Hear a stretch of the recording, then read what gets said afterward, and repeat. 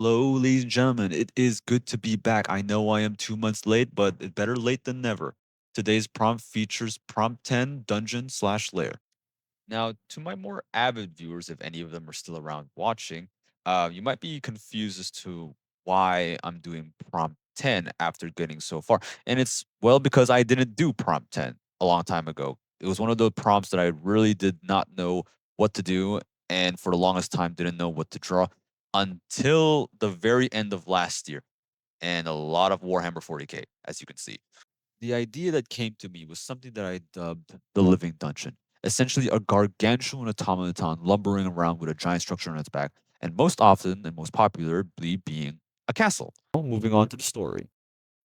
The living dungeon you see before you was once a great king to a once prosperous kingdom. As time went on, his kingdom stood while others fell. But all good things have to come to an end. Soon after many years and conflicts from those within and beyond the kingdom's walls, the prosperity the kingdom once boasted would soon to vanish. The king chose to defend his wealth and his family, hoarding knowledge and riches while reinforcing his castle with traps, soldiers to keep out intruders. He was, however, soon betrayed by his own family, infected by the same greed that had overtaken him, killing him in his sleep. Enraged, his powerful will became one with the castle, slaughtering his own family as well as anyone else within his own kingdom.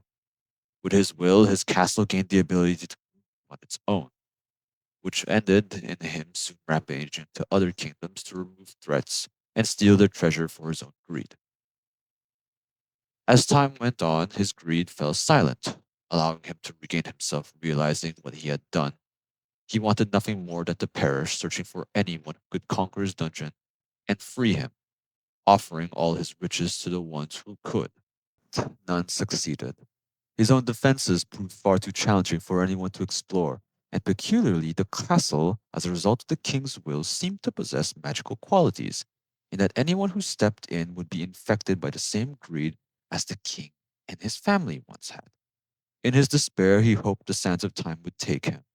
Finding no one worthy, the king fell dormant. At least, no one in this age. And that's it. Thank you guys so much for watching this. I know that was a little bit long for a short specifically, but I really just want to do something passionate and I really got into the writing for this one. And I just had to find a way to shorten it so I can put it into this short. Again, sorry for taking so long.